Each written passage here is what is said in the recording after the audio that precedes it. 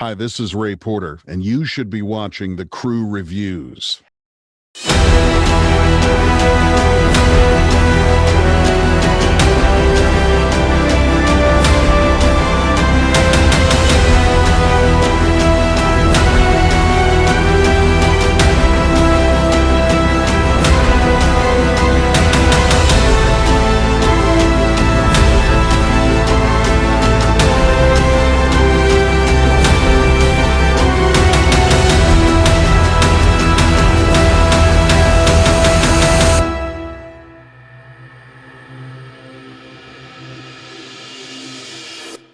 All right, boys. We want to welcome the voice of the thriller, Ray Porter, to the show. Yeah, what's up, Ray? Hello. How are you, pal? Cheers. All right, cheers. So, Ray, before we get into your career, I want to share with our audience a bit of a mind-blowing coincidence. I'll set it up and then I'll let you take over. Yes, indeed. When you and I first spoke on the phone, it was because Jack Carr had put us in touch. I needed to get a hold of you, and I knew Jack could, so he did. And we were talking about how we met Jack, and I said, hey, I met him at a signing in Indiana. And you said, where in Indiana? And then you can kind of take over from there. I said, yeah, we're in Indiana. And then we, start talking more. And you use the exact same words that I use when I went, I grew up in a town about 50 miles north of Indianapolis. And I was like, he's not going to say it. And you said Kokomo. I was like, dude, I grew up in Kokomo. And long story short, your sister, Kathy, and I were classmates and played music together. And I know her really well. And I actually remember you as a kid, briefly meeting but what a tiny world. Well, and I remember when you guys would jam at the house. Yes. And when you said that, it was like Ray Porter, Coco. Yeah. Oh my God, tumblers falling in place. And that was several guitars ago, but I think I still have the guitar that, yeah. I Dude, bet. seriously, It's a small world, man. God, it's just like ridiculous. Beautiful story. You owe me a Coke. Yeah. It's crazy. Well, you are one of the most popular, if not the most popular audiobook narrators among our viewers. Wow. And in the genre at large, actually. Besides Jack, you narrate The Great Don Winslow, our friend Brian Andrews and Jeff Wilson. Yes. Steve Hamilton, a bunch of sci-fi titles who I haven't heard and maybe haven't read, but I know Chris is a big sci-fi guy. And nonfiction like Outlaw Platoon by another friend of the show, Sean Purnell. That was an honor to be able to read that. Beautiful. Well, how did you get into this, and how did you go from delving into it to having the enormous amount of titles you have? Well, years ago, I was at the Oregon Shakespeare Festival in Ashland, Oregon, and had been there for a number of years. But I had gotten married, and my then wife was in LA working. And I thought it'd probably be better to be a husband than a phone bill. So I was making ready to leave the Oregon Shakespeare Festival to move down to Los Angeles. And I had done some work, TV and film, in LA, but it certainly wasn't as consistent as the work that I was doing on stage. And I needed to work. And I had been hearing about, I had friends that had been doing audiobooks and narrating audiobooks, and it seemed kind of interesting to me. I contacted a company based in Ashland, Oregon called Blackstone Audio. Oh, yeah. Yeah. And I sent them an audition, and I guess they liked it. They sent me a book to do, and it did okay. And then they sent me another one, and it did a little more okay. And it was really just kind of a momentum thing at that point, where it was just gradually building up, and I didn't really notice it. I just got busy working, and I didn't really notice it until I passed like 400 titles on Audible and went, oh God, what?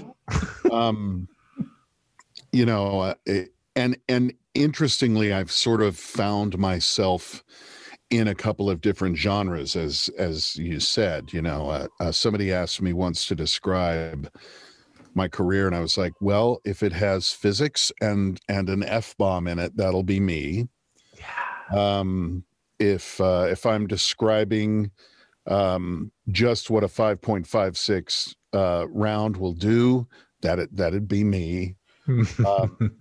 And I ended up getting to do various books around the military, which, I have vast amounts of respect. And so having to do as much research as I could, because I know that there are actual veterans out there. And if some silly actor sitting in a blanket fort, gets it wrong, it takes them out of the book, and so it was really, out of respect for people listening to try to do the research. And it's been an interesting adventure. I've gotten to read a lot of stuff I never would have chosen for myself at the bookstore and loved it.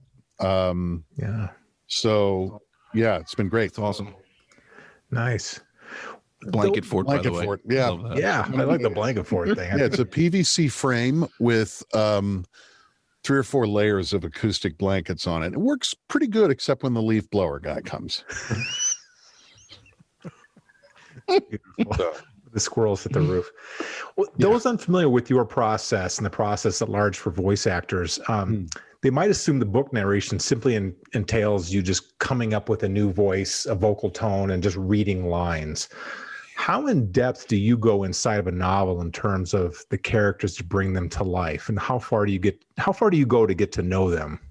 It's kind of, some of it is that kind of work, research and that sort of thing. I mean, obviously, if someone, let's say there's a character in the book speaking English, but they're actually a native speaker of Iraq, then I need to try to find generally what someone from Iraq speaking English would sound like. Sometimes it's easy to find and sometimes it's quite difficult. But I want to try to get those sounds right, because again, there'll be somebody out there who's like, well, I grew up in Mosul and your accent is wrong. And you can't please everybody, but you do want to try to be as authentic as you possibly can. Right. So there's a fair amount of work that just the technical stuff of, and then books with a lot of military acronyms, where sometimes it's spelled out and sometimes it's a word arbitrarily, and you try to learn that as best you can, so that the point is that the author has written this book and essentially they've written a letter to the person who's either reading or listening to it. And I have to try to stay out of the way as much as possible in bringing that story to people. So if I am wrong-footed on something, it'll take them out of the story. And I don't know. To me, somebody paid money to have that book, they should get the best product they can. So I just try to do a lot of research that way. For characters, a lot of times it's in the text. I mean, one of the things I learned early on as an actor is pretty much ignore the character description unless there's real specific stuff that the playwright or the director wants. But the most telling thing about any character in a book or in a play is what the other characters say about them. And that will inform your performance greatly. So I look for those kind of clues. If the author says, the guy had a voice like gravel being thrown across a tin roof while 2 skeletons made love in a trash can, it's pretty specific and I know what I have to sound like. Thankfully, Wait, can you do that now? Not going to happen. I still got narrating to do today and I'll injure myself. Yeah. Right. Seriously, a lot of times there'll be a thing of like, his voice was like crushed gravel. And I'm like, okay, how do I do this without hurting myself so that it's sustainable through the rest of the book? So sometimes authors are very specific and other times it's much more open-ended. And in those kind of cases, weirdly, I kind of see the character's face and their voice just sort of comes out the way they sound, that kind of thing. And it's not about messing around with pitch. I'm going high and I'm going low, but it's where you place your voice and little things you can do with your mouth, to enunciate words slightly differently and that sort of thing. And that kind of gives a fingerprint to that character. Then it's just a trick to try to remember that character book after book after book after book. Oof. So, wow. Yeah, I can imagine you're probably taking a bunch of notes. Well, it's funny. At this point, they all kind of live in my head. like the Andrews and Wilson books, like I know what that core group sounds like. You know, Grimes sounds the way she does, and this guy sounds the way he does. And, you know, typically the lead character will be very close to my own voice because that's the one who's going to do the most weightlifting and the most speaking. Yeah. To the book. And it also, if it's kind of their story, it's less of a leap for the listener to make. If it's relatively close to the narration. But even then, there's subtle differences vocally when I'm narrating the text and when I'm doing the characters. So it's just all like technique stuff. You mentioned 400 plus titles, like you looked up and you're like, oh my gosh, I have 400 plus titles on Audible. Yeah. So you've read a ton of books for work. But I wonder if you were a big reader before you even got into. Absolutely. Ever since I was a small child, you know, one of the greatest gifts my mother ever gave me was, you know, on those nights when I couldn't sleep, she would be like, well, use the time. Don't sit there trying to go to sleep. Use the time. You have a book, read it. Brilliant. You know, and I do that with my son now.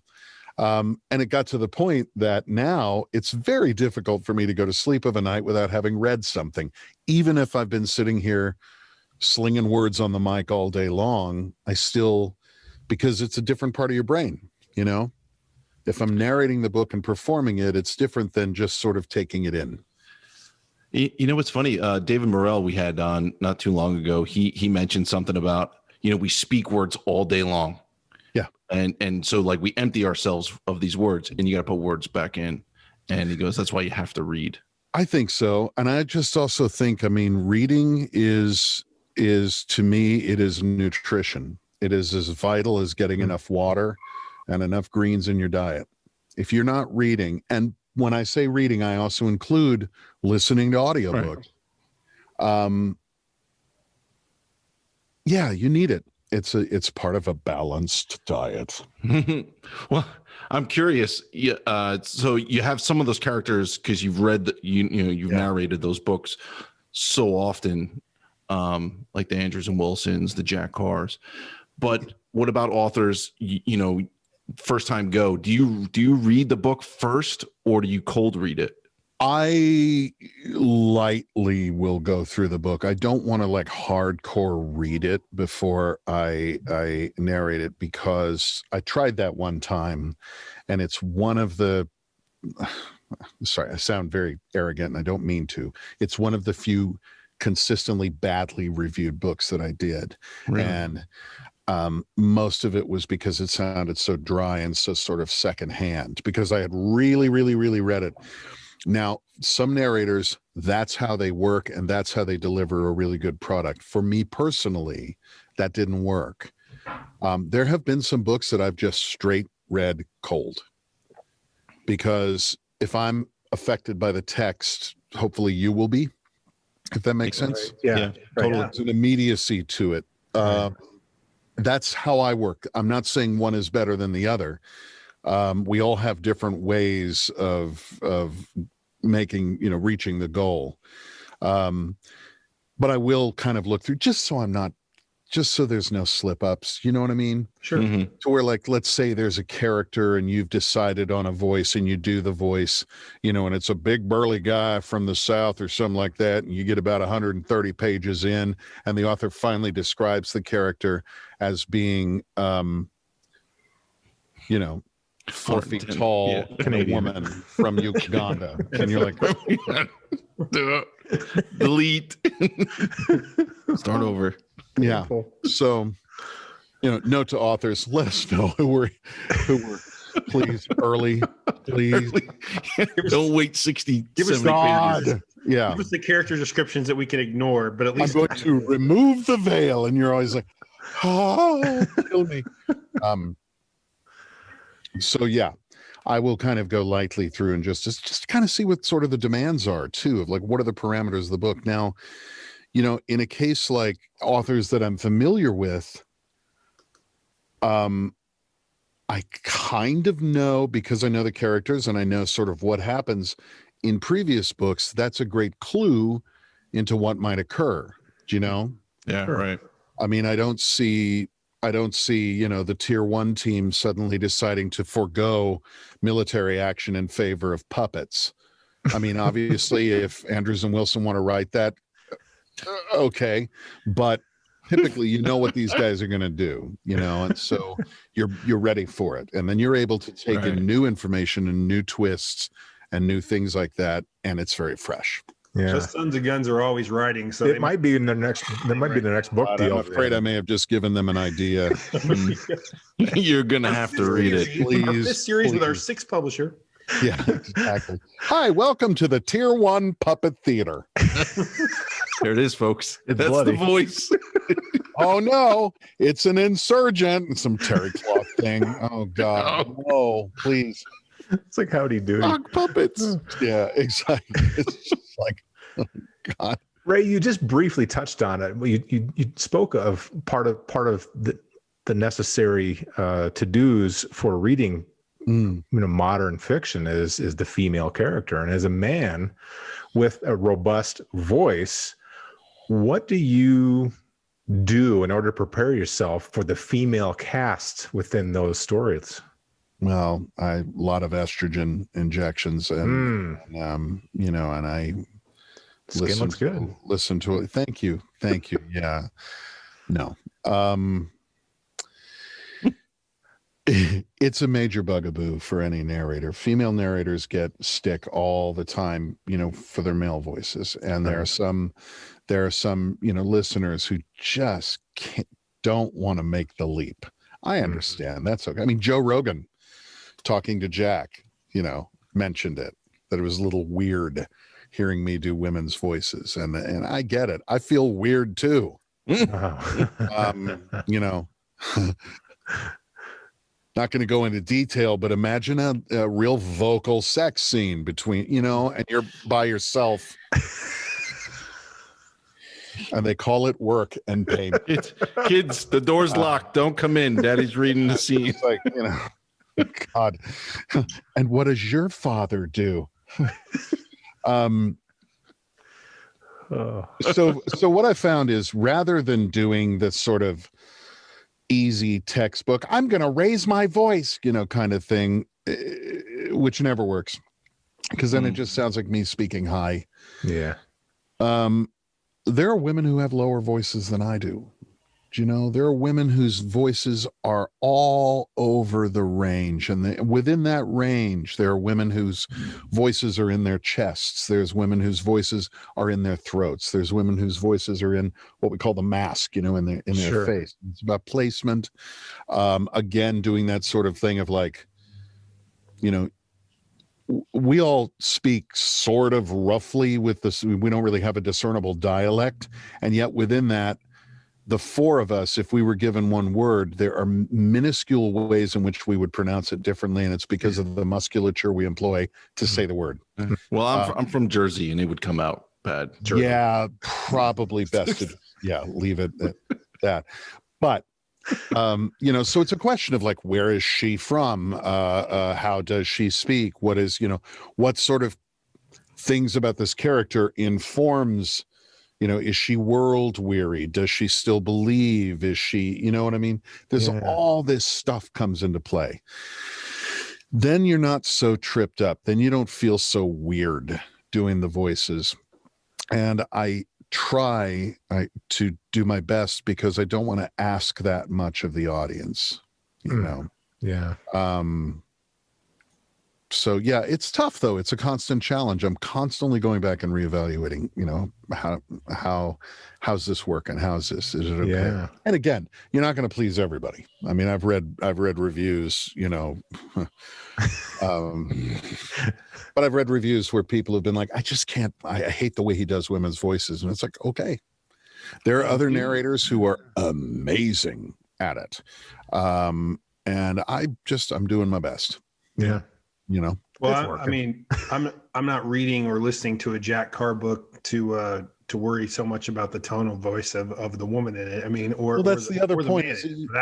You want to get the story that Jack wrote. Yeah. And that is the point. And so my whole thing is just to be as out of the way as much as possible. Yeah. You know. Well, in addition to narrating novels, you have acted for several decades, television and film. God, I'm old. And we will dive into that shortly. We'll get into that a little bit deeper. But I want to know, how different is that from an approach standpoint to audiobook, or to narrating an audiobook, to acting, and how the disciplines complement each other? Well, I mean, doing a Shakespeare play in an open air theater with 1,200 people is going to require technically different things in order to get the meaning of a scene across than it would if it was just two people with a camera right there.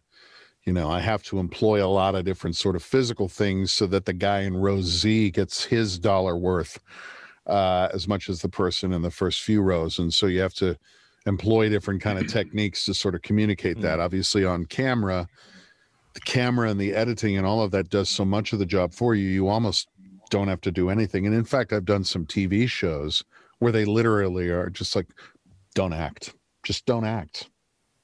Okay. I have always found the less is more approach to be prudent on stage, on camera, and narrating audiobooks. I think that if you ask an audience for something for long enough, they're going to get tired and they're going to tune out. To me, the greatest thing is, I developed this concept of sort of the chain of being between the author and the person who either sees it in the theater or reads it or whatever, and that the author has created something out of nothing. And if I do my work to the best of my ability, if I employ as much technique as I possibly can and really do my craft well, the audience member will then create something based on that from nothing. So they will kind of create a work of art for themselves. So my job is kind of a conduit between these two artists, the author and the audience. It's about imagination. I read a great thing recently online where somebody said, seriously, books are really weird. Lie in bed staring at thinly sliced pieces of wood and hallucinate wildly for a couple of hours. That's what it is. I mean, your imagination gets sparked and you see all that stuff. And what's the thing people say when they love a book and they go to see the movie and they don't like it? And one of the reasons is it didn't look like they imagined it. Right. So I could ask you what, James Reese looks like, right? And you could describe him, and I bet it'd be different from what I see and from what somebody else sees, and you're performing this sort of act of creativity based on the information you've been given. I have always felt that, the audience is probably the smartest person in the room. Doing theater and that sort of thing. I mean, if I can just get up on stage in a Shakespeare play and properly deliver the mail, the audience is going to get it. And with film, it's so much about making choices and doing actions, and obviously you do what's required in the scene, but making choices that allow the audience to inform a great deal into what you're doing. And that's harder than it sounds. So, less is more, really. Well, I wonder, with the sheer number of novels you've narrated, you probably have a better sense than most of how well a story is actually working. So, but without naming names, do you notice any certain storytelling traps writers often fall into, or recurring issues authors should take note of to improve their craft? There's a funny thing that happens. There are a lot of books that it's almost like they were written to be narrated in a way. It just rolls off the tongue, and it just works. And there are others where it's better to read it. Honestly, it's harder to narrate it because it's more kind of text-based. I will say, Stephen King wrote a great book on writing. Oh yeah. We all have it. Right. Yeah. Okay. So remember the thing he says about adverbs? Adverbs are not your friend. Right. Less. And I regard adverbs a little bit like cowbell in rock music or dill in recipes. Sometimes you need more of it, though. Oh, no. You don't. Cowbell. Really a little more cowbell. No, but, there's only really one or two songs that sort of have lasted that are real prominent cowbell. Yeah, right. Mississippi Queen, you have to have that. You know what I mean? But literally after about a minute, you're like, dude. Okay.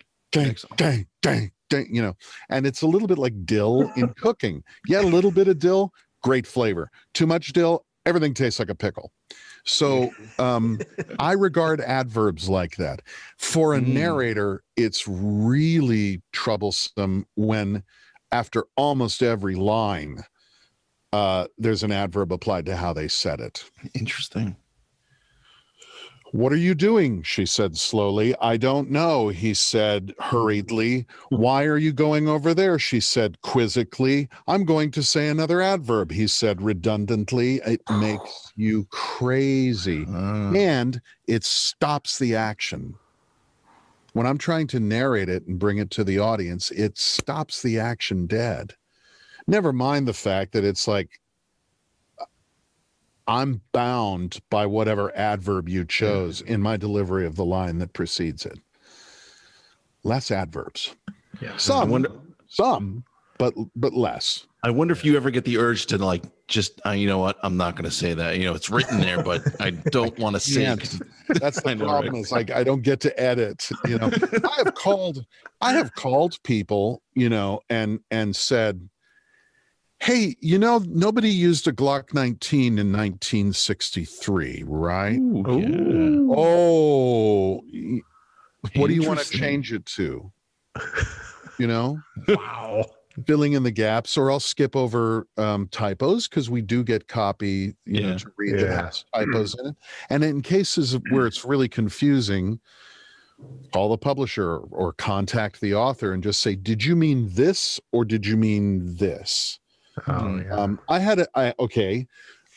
a case in point, I had a great author that I really, really love.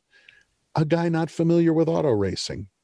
Us Indiana boys kind of are, Sean is. So he was describing a NASCAR race, and there was a Mercedes in it. And I wrote to him and I went, hey, was this a futuristic novel? I was like, Mercedes does not race NASCAR. Do you want to turn it into a touring car race, a road race, or do you want it to be NASCAR? If it's, he's like, oh God. I said, it's all American brands with the exception of like Toyota. If you stick Ford, Chevy, or Chrysler, you'll be safe. He's like, oh, okay, great. Do that. Yeah. And that's fine. That's, This is kind of related. It's a really short aside. I won't say the name of the author because I love the author, and the narrator is really good. And I won't even. But there was this word that they apparently fallen in love with when they wrote the book, and you heard this word, and it's not a common word, so it stood out greatly. Yeah. It was like I think they like 6 times in the narration. I'm like, holy crap, there it is. Chalk it up again. And it's funny. If I was reading it, I don't know that it would have stood out as much as the audiobook because the narrator, had a very specific delivery. And so when the word came out, I was like, God, there it is again. It's like that should be the freaking title. The metamorphosis, it's like, the author, I'm sure, is just writing the book and not thinking about it necessarily, but to whoever's listening to it, it's like, okay, who had the waffles with oyster? It's like, why is this here? 400 pages later, you remember that shit. It's so you want to serve the author's vision. You want to serve the author and serve the audience. And there are some things that I think play better being read, rarely, but sometimes, and other things that play better being heard, frankly. Yeah. Well, like you and Sean, I'm a former Hoosier. Yes. And I'm a product of the Avon school system and family in South Bend and Indy. I could say with some level of certainty that the arts is not a focal point for young men growing up in middle Indiana. That seething hotbed of theatrical activity, Kokomo. Yes, Shakespeare going on. Takes us even before you moved out west for Shakespeare. What got you started in that direction? Where were you at in life? Well, I'm third generation in show business. My grandfather was involved with the circus and with touring Broadway shows. Wow. And was the managing director of the Muni Theater in St. Louis for a number of years. Oh, yeah. My mother, actor, singer, dancer, was on Broadway, a couple of films, danced with Fosse early in his career. Wow. This so I grew up around show people. You know, I was actually born in New York City. And there you go. the family had a place in Kokomo, and we moved there. And so that's kind of where I was raised from the age of 2. Wow.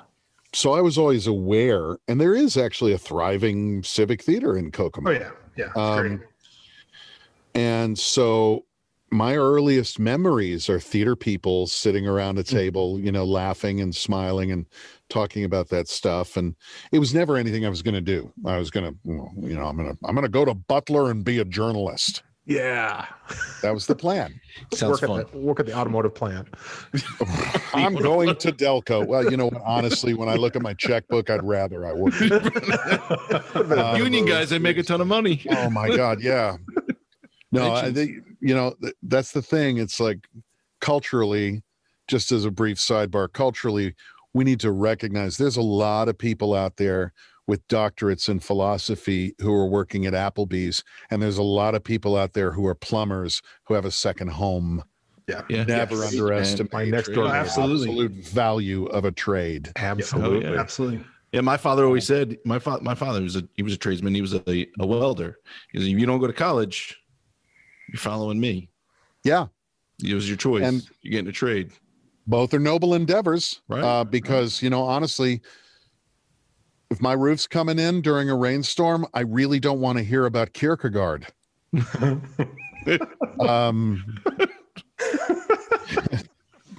You know, sorry, we don't have anybody. We've got a philosopher that can help you. No, thank you. Manuel Kant doesn't use. Never mind. Hey, Ray, you'd be impressed with your alma mater's trade school, or what is it, skilled trades. They have, I mean, it's well beyond the welding. They have the best welding thing, but they also have TV and film. They have, I mean, it's really an outstanding trade school. I'll tell you, man, if I wasn't doing this, I'd probably want to be a welder. You're never not working. Yeah. And I learned welding. That's an art. I'm sorry. That's an art. It is. To me, it is a discipline as demanding as painting. It really is. Yeah. I have mad respect for welders. When you see that stack of dimes going, anyway, listen to the Indiana guys talking about, let's talk about books. Now let's talk about welding. Welding. Yeah. Yeah. So anyway, I kind of, I grew up with that influence, and then I was gonna do something else. I didn't know what. I was thinking journalism, maybe in radio and television. I developed an interest in radio and TV pretty early on, and in fact, I was 16, doing the midnight shift at WWKI. I was a DJ there for a time. That's meaningful to me, guys. Meaningful. Yeah, but that's. And I hated country music at the time. But anyway, because I was 16. Yeah. Anyhow, what I liked wasn't much better. Anyhow, but I wasn't, no, not doing this. Went on a school trip, went down, excuse me, to Indiana Rep to see a play. It was George Bernard Shaw's Heartbreak House. I don't know what it was about that production. I don't know what it was that happened in the theater that night, but I walked out of the theater and was like, I need to do this. This is what I want to do. Wow. Flashpoint. Funnily enough, years later, I was working at the Oregon Shakespeare Festival with a woman named Amanda Carlin, Amanda Carlin's mother is an actress named Frances Sternhagen. Frances Sternhagen and my mother were classmates at an acting class in New York in the 50s and 60s. No way, Amanda dude. and I That's were so working bizarre. together That's crazy. at the Oregon Shakespeare Festival. She asked how I got into it. I told that story, and she went, I was in that production.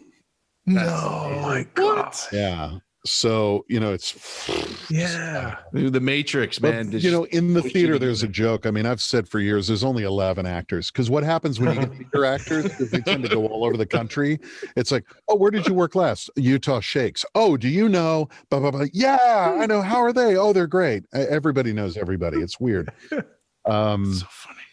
So anyway, yeah, I did that. And then I went to school. I went to the California Institute of the Arts. I tell people I didn't go to college. I went to college. It was a really unusual school, but I have a Bachelor of Fine Arts in acting. Dang, how much is that worth?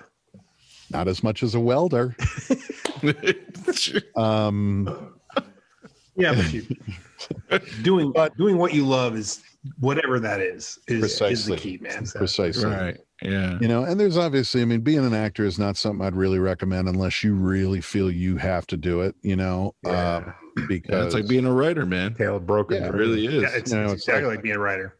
I have $5 and I'm standing in the grocery store. What can I eat for the next month? Ramen noodles. Noodles. You know what? That put me through college. And when I graduated college, I had one last pack of ramen noodles and I threw it in the bin and said, I will never eat ramen again. And I haven't. Wow. Because that was breakfast, lunch, and dinner, Cut up hot crazy. Yeah. I know it. That Pop-Tarts. Yep. Not dissing ramen, but oh, you had Pop-Tarts. Luxury. Generic. Luxury. Oh, well. Your Pop-Tarts, my lord. The strawberry ones. Come on. Oh, well. Yeah, I know, right? No, seriously. I mean, I would get like a can of refried beans and some tortillas, and that would last. I could make that last. So, there's lean years and it's kind of up and down. There's no guarantees, certainly, in this line of work. I was fortunate. I was offered a season at the Oregon Shakespeare Festival in 1990. I had never been there. It was some small town in Oregon. And I told everybody that I would be back in 6 months. Told everybody in LA, I'll be back in 6 months, just 6 months gig. And that was 1990. And my last season was 2008. Holy crud, dude. That's amazing. Because it is one of the most beautiful places on earth.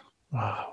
The air is clean. You can drink the tap water. It's beautiful. It's amazing. You're in this wonderful little town and you're performing twice a day sometimes. You're cast in 3 plays. You're doing repertory theater. So in the afternoon, I'm playing Antipholus in Comedy of Errors, and that night I'm Kent in King Lear, and then I'm, King Edward III. I mean, so but at least your roles change. It's not the same lines over and over. No, exactly. That's amazing. But and who gets to go to the ER with a sword injury?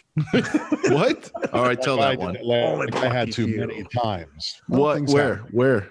You lose fingers? Let me see your fingers. No. But just I mean, the swords are blunt, but it's a chunk of steel being swung, with energy at you, and if things go wrong, as they can do, stage combat is very strictly choreographed, but stuff can go wrong. Yep. And injuries can happen. So I have a lot of really interesting theater-related scars. And talk to any theater actor, and they'll be like, oh yeah, I blew out my knee doing this thing, and my shoulder, I needed to do. People don't talk about that, but talk to a theatrical actor and they will show you their various arthroscopic surgeries. Yeah. Very demanding. That's contact sports stuff. Well, cool. It is. To Mike's point, I think there are a handful of SAG actors who are from Kokomo, or I know you were born in New York, but you're from Kokomo. I'm from Kokomo. There's you, there's me, there's Strother Martin. Strother Martin, absolutely. There's the guy. There was the guy who was in Cocoon. Yeah, the guy. Which one? The blonde fellow. He had I think a line, but he's blonde and just sort of in that group. Yeah, he's Wilford Brimley. Yeah. There's not that many. Diabetes. No, he wasn't. Well, so let's talk about that for a second. You've been in film, you've been on TV, from Frasier to ER to CSI to Sons of Anarchy to one of my favorite shows. And when I realized who you were, Justified. I love Justified. I love Justified. In film, you were in The Runaways. You were in Argo. The forthcoming Zack Snyder cut of Justice League, which we'll delve into in a minute. I was also in Almost Famous. Yeah, I was going to say you're in one of my all-time top 5. Almost one of my Famous. all-time too. Yeah. So I'll let Chris get his comic book geek on here in a minute, but I want to hear about the experiences of working on Cameron Crowe's semi-autobiographical gem. God, give me a great anecdote, or just give me what your daily life was like playing. We could do the next 6 hours talking. I poured a drink, so and I'd be there for that, by the way.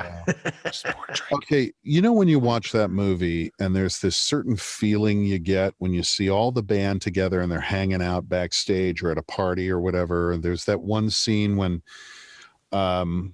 we're all singing Thunderclap Newton's song, Call Out the Instigator, and Kate comes in, saying French, and we're all laughing and everybody's just having a good time. That's how it was all the time. We're smoking cigarettes, playing guitar, and laughing, and sometimes we'd have to get up and go sit in front of a camera to smoke cigarettes, play guitar, and laugh. It was heaven. Got paid for that? And got paid. I was 4 months on that film. I was 4 months on that movie. 4 months. 4 months. And I'm the guitar roadie for Stillwater. Yep. So Billy Crudup and I, he's the theater guy, and we, we're like, started talking about this and that. And then we end up playing guitar together because Billy had to learn for camera, right? His teacher was Peter Frampton. What? That's stupid. So does he know anything about guitar? Can he help? One or two things, maybe. There are a couple of things. So I end up jamming with Frampton occasionally, and one of the weirdest things was sitting in Billy's trailer one day because it was quiet, it was air conditioned, and it was nice and whatever. And we would just sit and play because he wanted to actually learn. Yeah, that's cool. I was there with a guitar all damn day, so we would play, and Peter was there, and there were all these books around for research of photography and, the bands from the 70s and that kind of thing. And I'm sitting there looking at this book, and there's this big double picture taken from the stage of like 60,000 people and Frampton in midair, with that hair, from the Frampton Comes Alive. And he's sitting there next to me on the couch. I got to play with Nancy Wilson from Heart. I play slide guitar. And in fact, my friend is a songwriter in Nashville. And that summer he had a hit with, he had a track on a George Jones album. So he called me and said, hey, why don't you take the weekend off from your big Hollywood movie and come down to Nashville and join me on stage at the Grand Ole Opry? And I was like, hell yeah. So I went down there and borrowed a guitar and played and sang at the Grand Ole Opry with him, which was unbelievable. Yeah. And while I was there, I'd always wanted an old resonator guitar, for playing slide. Yeah. I found one at Gruen Guitars. Gruen Guitars. God, that's a great place. And I bought a 1934 National Trojan resonator. And so I brought it to the set with me. And I joked to Cameron one day, hey, can we put this in the movie so I don't have to pay taxes on it? And he went, if you can teach Billy how to play slide, yes. So, in that scene when they're in the bus? Yes. And he comes down to talk to him and he's sitting there playing slide. That's the guitar I had just bought, my slide, and I had taught him how to do that stuff. Now I got to rewatch it. That's amazing. Which I do all the time anyway. But I was sat in the trailer one day, and that was the great thing about that movie, was that there was so much rock and roll history behind the scenes. The guys who were handling the props, because they were all vintage, they were all authentic. These are old roadies from back in the day. Oh man. And so one day I'm sitting there playing at a bottleneck slide, and this guy that I knew, terrific fellow, who was doing the props, guitars and all that, he said, hey, you ever try using a spark plug wrench to play slide? And I said, yeah, sure. Yeah, he goes, try this one. I'm like, okay, spark plug wrench. And when I play on it, he goes, yeah, that belonged to Lowell. Oh my God, Little George. Little George. Little and Feet. I was like, huge Little Feet fan. I got hair standing up on end remembering it now. I took it off and was That's like, crazy. No, I can't play that. I can't take that. I played slide guitar with a number of instruments, but that was not one of them, man. Yeah. Beer bottles, you know all the old bar Sure. tricks, beer bottles, Oh, yeah. all that stuff. Yeah. Lighters. I mean, yeah, anything. Yeah. Mike was in a Zydeco band down in New Orleans. Oh, well, I mean, they played all over. Yeah. We toured for a long time. Yeah.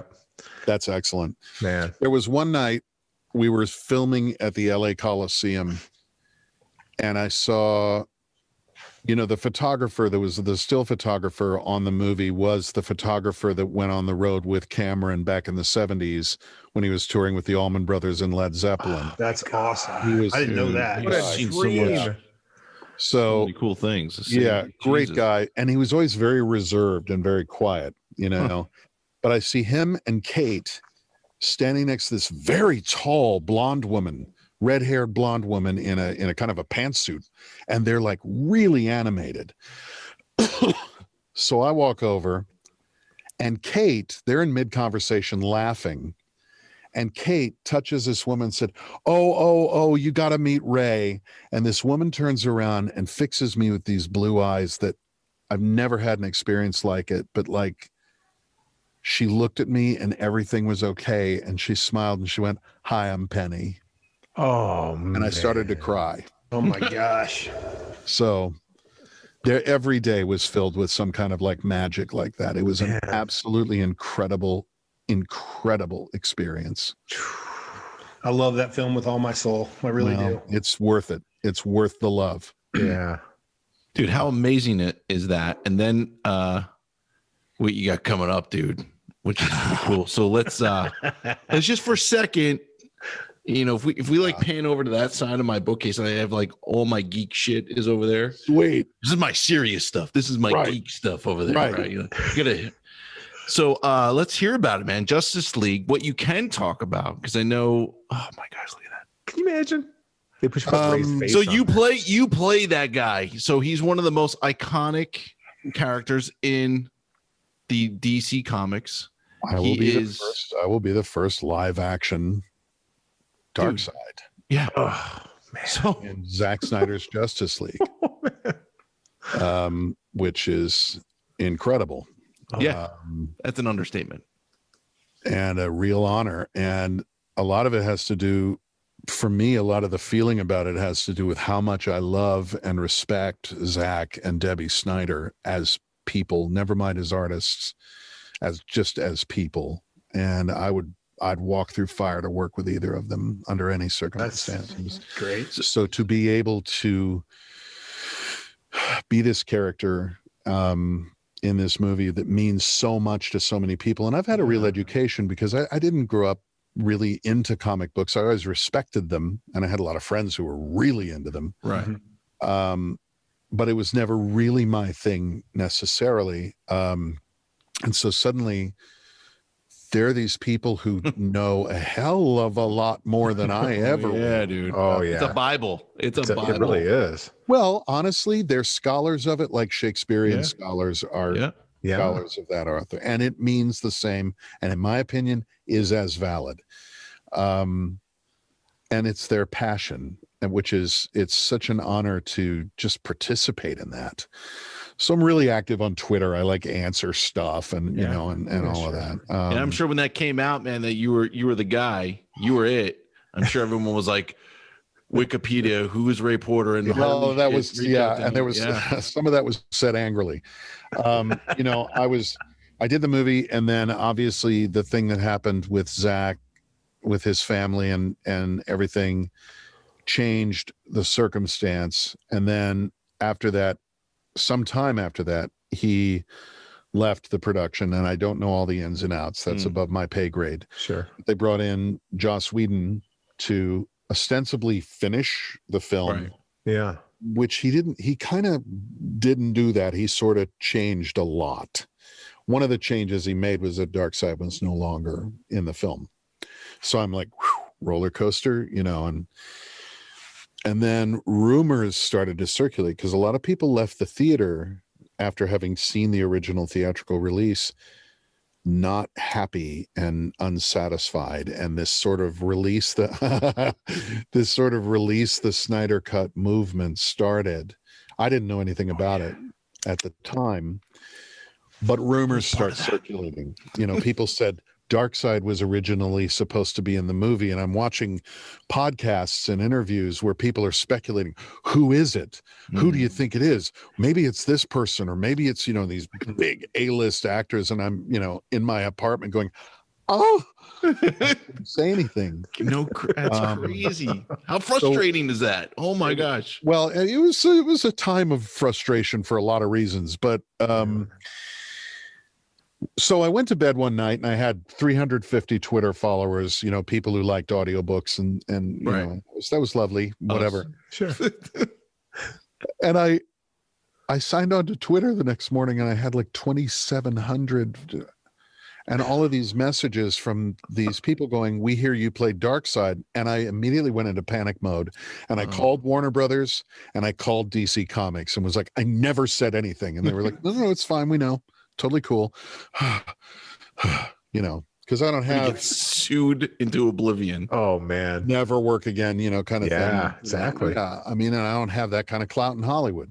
Yeah, you know, I'm a character actor. I've been in a lot of things, but and it was leaked that I had played this part. I couldn't confirm that. I felt I was still under NDA. Yeah. I took that more upon myself really than anybody told me, but I just, you know, so that went on for weeks. And then Zach did this wonderful thing online where he had a viewing party of BVS, Batman versus Superman, and then afterwards did Q&A, and one of the fans finally said, will there be a release of the Snyder Cut? And he's like, well, that's the big question, isn't it? Well, I can't tell you that. I can't really show you anything. Well, maybe I can show you this. And he holds up this poster, HBO Max, Zack Snyder's Justice League. And it was out. It was going to happen. Oh, nice. I texted him immediately after. I was like, congratulations, amazing. Can I finally come out of the closet? He was like, yeah. You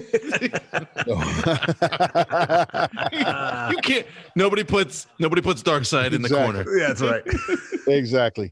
And so, you know, it's been great because especially during lockdown, you know, being able to like go onto Twitter with these fans from all over the world, and something happens and like a new preview comes out or whatever, and they're celebrating, and to be able to join in that. And people are making this incredible artwork just on their own, you know, that's just mind blowing. Awesome. And it's really, really, really cool. It's really, really fun.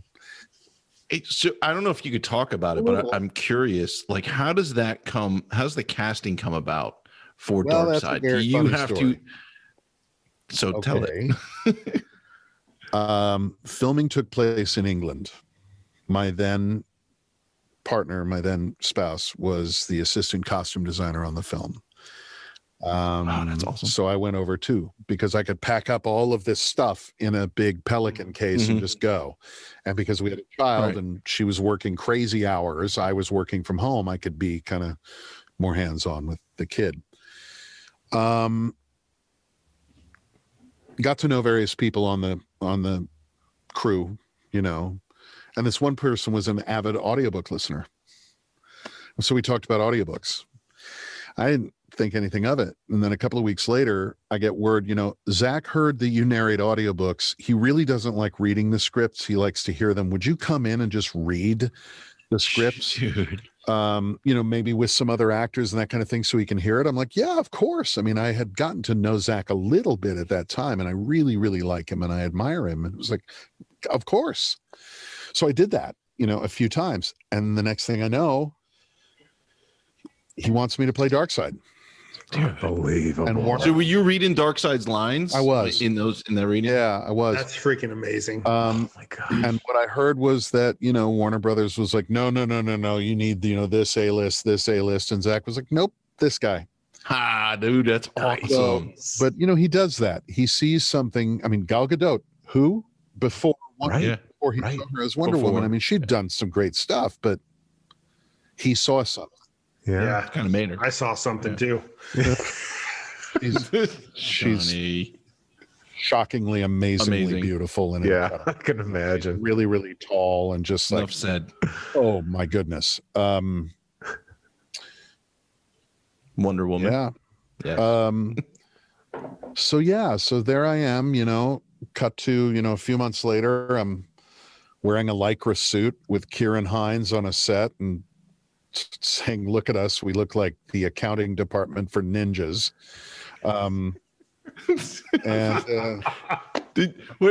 Ray, did you have to wear those the guys who do like spackling, the mocap so stuff? That you're so much taller? No, I didn't do that. There were a couple of things we shot where for eye lines I was up on a platform for the height. Okay. Otherwise no, because it's so much CGI. And so there was mocap stuff that I did, and then there's a different sort of a suit you wear for, and I can't remember the term, it's like visual capture, face capture, or something like that, but it's like skin tight. It's form fitting, and this is the form you really want to fit. And then you wear this headgear with these two little cameras pointing right at your face, and the CGI guys will take your facial expressions and your mouth movement and all of that for the spoken. So you play the scene with these things in front of you. Wow. Yeah, it's really unusual. So all the facial things that we're going to see Darkseid do, that's Ray Porter's face. Yes, as far as I know. I mean, there's another fellow who has worked with Zach for 1 billion years, who has been the mocap guy for him for such a long time, and I know he's done a fair amount. He did a fair amount of mocap for Darkseid. So kind of 6 of one, half a dozen of the other. The voice is definitely mine. Yeah. That's key, man. That's key. Dude, I just got to say, so I told my son, who's 10 going on 11, I was like, hey, daddy's going to interview somebody today. He's like, yeah, you interview all these authors. I'm like, no, it's Darkseid. He's like, wait a minute, who? Darkseid. He goes, can I come on the show? Tell him I said hi.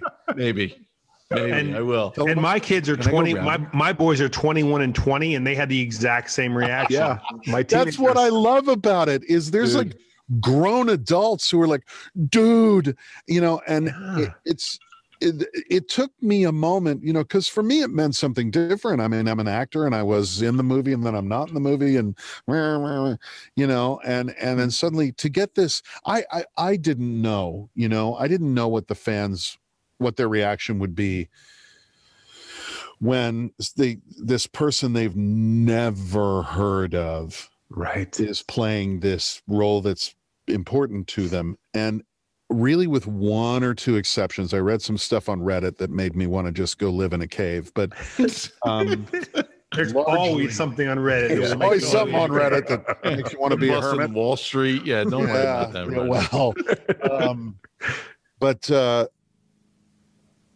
everybody was so kind and so welcoming and embraced me, and I'll never, ever, ever forget it. My sense of gratitude to the fandom is absolutely enormous. Nice. And that's part of the reason why I go on Twitter and I interact, and I make sure if somebody goes, hey, look at this Darkseid I drew, that I say, good job, that's really cool. Yeah. Because I mean, it's weird to me that something I would say would matter, but it does. And so therefore it's my responsibility to, Yeah. Are you prepared for the lack of anonymity that you're probably going to enjoy in your life based on this? There might be a lack of anonymity or not. It's okay. Hey, this is one of your big fans. How's it going? Ray, this is Logan. Hey, Logan. Telling Logan how you're the voice of Darkseid. I am Darkseid in the movie. Yes, dude. That's my Lego Darkseid. Nice. He's like, I'm too nervous. I'm like, dude, oh man, that's cool. That's all right. I understand. That's him right there. That's the guy. That's me. Isn't that awesome? Although I won't look like this in the movie. I promise. I look a lot better. But listen to the voice, Logan. Listen to that voice, because you're going to hear it. Logan. Yes. How cool is it's that? very nice to meet you. Cool. Thanks, man. Hey, how's school? Are you doing school from home? Yes. My son is 13 and he's doing it too. Do you like it better than going to school, or would you rather be going to school with your friends? think I'd rather be going to school so I see my friends. Yeah, that's the same thing. Yeah. This is a weird year. Yeah. It's a really weird year, and I hope everything gets better so we can all go out and play again, you know? Yeah. Yes. You see all his friends and everything, right? Yeah. I like his background. Oh yeah. Is it Oh like yeah. Death You know, Star? I did that. Is it the Death Star? That's no Death Star. That's a moon. A moon? The moon. What I did was, because I started doing a lot, I've had to start to do a lot of interviews, and I'm just in my vocal booth, which is just black walls. And, you know, people were like, "Oh, you look very dark." I was like, "Yeah, that does look kind of lame, doesn't it?" So I hung a tapestry with some fairy lights behind it just to give it some Looks something. great, man. Stack it up. Thank you. It's I cool, think it right? looks a Yes, little I like a like it. stoner's bedroom in 1981, but Yeah. It's a velvet curtain. it's kind of fun. I like it, and I'm a big space geek. I'm like massively into NASA and telescopes and all of that stuff. So that's why I'm laughing doubly hard at that, Ray, because my brother Jimmy graduated in '81, and his bedroom was black, and it had the fluorescent stars on it with the netting and stuff. It was like, We all had that. it's been a rough day. I just want to go home and listen to some Journey. oh hey, now you're in my wheelhouse, man. I need to listen to some REO Speedwagon, man. Zeppelin. Logan goes, Oh, Zeppelin's Is that a stoner? Zeppelin's cool. Yeah. Zeppelin's amazing. Okay, bye. Logan, it was very nice to meet you, man. I hope someday I Yes. get to actually shake your hand. That would be amazing. Yeah. And you know what? When the movie comes out, or if you see like somebody with a T-shirt with Darkseid on, you'd be like, "I know that dude." I know that dude. There you go, Logan. Yes. Freaking claim to fame there, guy. I didn't know Darkseid now. Well, You know Darkseid now. Yeah. Ray, Love you. we honestly I could ask you more We questions. haven't talked about Jack's books at all. But honestly, it was really, this is really about you. It's not about me. Like we've had Jack's actually our most appearing guest. He's cool. he was our first guest, and then he was our guest again, and then he was our first author to co-host. Cool. When we had Stephen Hunter, who wrote the book that became Shooter. Okay. But Okay. the books are so much better. Anyway, I just finished Jack's most, his newest title. yeah. Devil's Hand, yeah. Devil's I'm Hand. recording it here. It is Yeah. Can't wait, man. amazing. Yeah, we're Jack's a huge friend of the show, huge friend of us. He's a super guy, and Yeah, we're huge fans of him. But I have so much respect for that dude. but you're not done. You're not done. So we have in our show we have a thing called the lightning round. Okay. And you mentioned your mother and her influence on you. Well, I'm sure at some point your mother said, "Ray, think before you speak."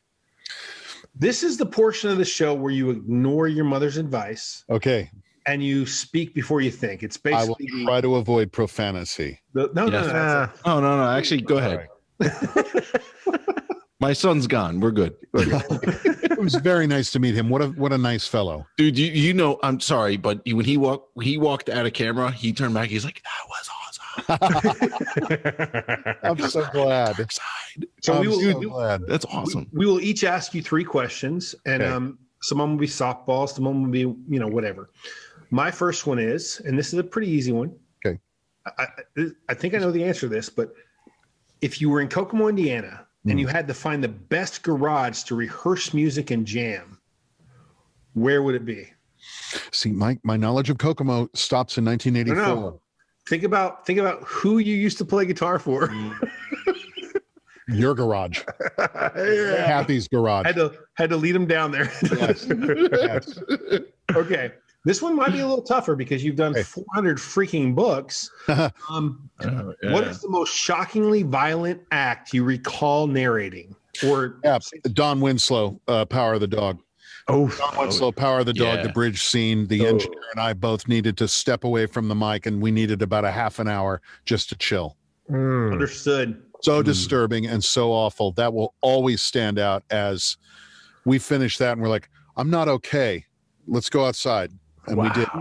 Yeah. Tell you what, though, man, that guy can write. I mean, right, he can. Genius writer. he's one of the greatest living writers. But Absolutely. okay, so this next question is a Kokomo High School question. Whoa. You recognize the old letter jacket Sure do. and the football jerseys. Oh my gosh. Yes, we have props on the crew review. It smells like mothballs.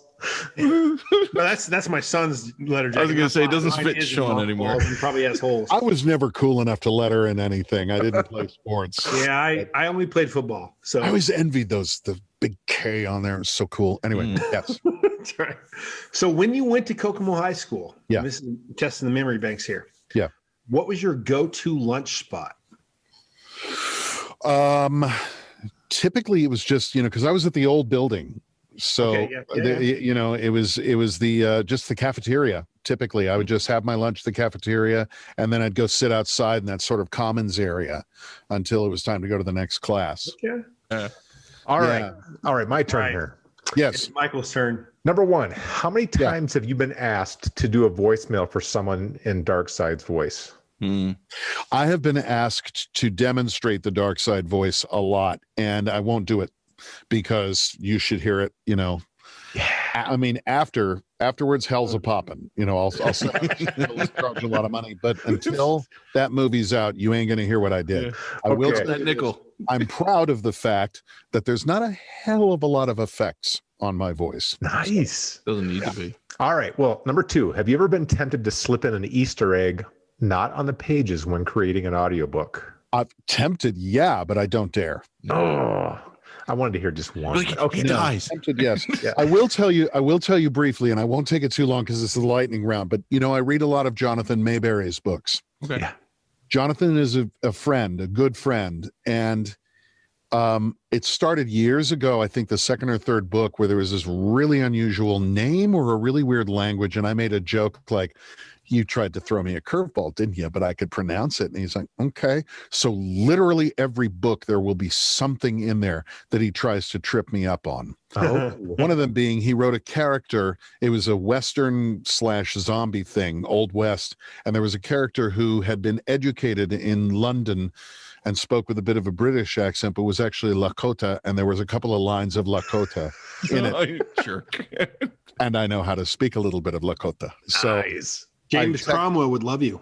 I texted him. I was like, nice try, motherfucker. Love it. All right. My last question. Yes. Okay. So with show spinoffs being pretty much at an all-time high, Yes. will you join me in my latest pitch to Hollywood brass? Yes. Lifestyles of the Rich and Famous, Kokomo, Indiana. Lifestyles of the Rich and Famous, Kokomo, Indiana. Kokomo. What about the Real Housewives of Kokomo, Indiana? I have a couple candidates for you. Not my wife. My wife's freaking Sponsored by 4-H. My wife's awesome, but I have a few great candidates for you. Okay, there you go. My God. Oh, it's so true. Or just All right, the, Chris, the you're up. Kokomo Karens. Yes, please. Kokomo Carrots. All right. So you're asked to audition for your dream role, but the casting director says because of COVID, you can only provide one sample of your work. You have to email that shit in. Which do you use? Are we talking film, theater? Whatever. Yeah. Whatever. What do you use? Depending on the role, I would probably use like Hessler from Justified. That's it. No, go. Yeah, keep going. If it was a comedy, I would do the thing I did. I would probably send the thing I did on Modern Family, which was a really funny character. Oh, God. So, I'm all about I your know you were in Modern Family. yeah, I love that show. My wife and I binge it all the time. I play this really weird closet designer named Laszlo. Of course you do. Yeah. All right. So I heard you say you don't like calling yourself an artist. Yeah. What do you call yourself? I basically try to do craft as best I can. I would prefer to consider myself a craftsperson than an artist. Because I haven't composed. I mean, I've written some songs, but I haven't written a book. I haven't written a play. I haven't created something out of nothing. I've just employed my skill to the best of my ability to craft the best performance of that work to somebody else. And so I feel funny calling myself an artist. Yeah, that's just personally. Midwestern values. We'll call you an artist, though. Midwestern values. Yes. That's right. Yeah, you want to get that from Jersey. But yeah, damn That's right, right. I'm an artist. Why is a tornado similar to I a got your artist right here. horse? No matter what happens, somebody's losing a house trailer. Yes. Sorry. What? All right. So my last question is, I was going to ask you to repeat a line. It's not in the movie, but it's a Darkseid line. But I'm not going to ask you to repeat it now. I can't do the voice. So what I will ask you is after the movie comes out, and we will all watch it, and I will watch it. Oh yeah, my kid's going to watch it 20 times. He's at the window, just like Licking it. will you come back on and give us some lines from Darkseid? Sure. Yeah. There it is, folks. Sure. Maybe we'll do some Darkseid nursery rhymes or something. Why not? Oh my God, that's great. We'll make a book. In fact, let's publish that stuff. Yeah. Man. Oh, another thing, just as a weird audio thing, I do want to talk about briefly is I don't know if you guys know about the full audio production of Neil Gaiman's Sandman. No. Oh. Holy Guys, I did this a year ago. I play like 14 roles in it. There's some of the best acting you'll ever see. There's named actors that are involved in it, and there's actors you've never heard of who are geniuses. It was recorded in London. It is full audio. Neil was there. My friend Dirk Maggs produced it. It's fully produced. You close your eyes and you're there in the scene. Is it available now? Is it #1 bestseller, audio New York Times for many weeks running. Look up Neil Gaiman's Sandman on Audible. We'll link it. We'll link it to this. Absolutely. Yeah, it's because they've just given the green light for volumes 2 and 3 fantastic for Sandman. So there'll be more of it coming, but it's singular. It's something I'm really, really, really proud of. Does that mean you have to fly to London to do the audio recording all together? I love England. I'm ready. That's a bummer to have to go all the way over there. No, it's not. I love London. I love Yeah, it. we were just joking. Although I got to say, I did prefer it when Warner Brothers flew me from London to LA to shoot scenes with Kieran, because that was first class British Airways. And if you haven't, Yes. That, dude. So I did that from France. So I did Air France. I did Air Lay France down. first class. My wife and I did that's Air France. better than most apartments I've lived in. Yeah. And the food is too. And the food's amazing. Yeah. British Airways, Air France, and then Singapore Airlines. Yes, I've heard. 3 first Virgin class, Virgin Atlantic's pretty good too. I Yeah. hear Emirates is pretty astonishing as well. Yeah. If you can afford it. Never fly first class. Yes. Well, Ray, Dude. it has been a freaking pleasure to have you on How the fun show. to hang out with you guys. And- Man, it was a blast, Definitely, man. we would love to have you back on. Like, I don't know, Definitely. when something else releases, it doesn't really matter. Just an excuse to have you back on and go Some small thing. further into your career. But Do we Really scratch the appreciate surface? Yeah. I was gonna make you sing Onward Kokomo, Onward Kokomo. Onward Kokomo, we'll Oh my fight for your fame. I haven't done this Right. since 1983. That's sick. Onward Kokomo, It's like memorizing your first telephone number. Yeah. We think you are lame. Your loyalty is true. Rah, rah, rah. Anyway, No one else will get this. yes, but no, cheers. but it doesnn't matter. It doesn't matter. The show's not for anybody Are else. the colors still red and blue? It's for me and Ray. Yes, they are. They don't want to Okay. repaint the high school. Yeah. And But- it's still Wildcats with a K, right? Yes, absolutely. Wildcats with a Okay. K. All right. It's the proper way to spell it. But Dude. listen to his audiobooks. He does Pleasure. all the Jack Carr books. He does all the Will Anders and Wilson books. He does Don Winslow. He does any sci-fi damn author that's worth a damn. And Everybody, the guy's Darkseid. So cheers. cheers. Darkseid. Yeah. Cheers to you, Ray. Pleasure, gentlemen.